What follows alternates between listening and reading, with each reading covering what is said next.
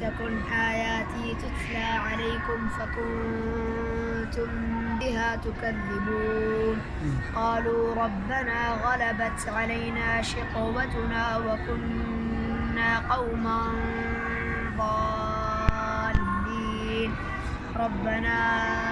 أخرجنا منها فإن عدنا فإنا ظالمون قال اخسئوا فيها ولا تكلمون إنه كان فريق من عبادي يقولون ربنا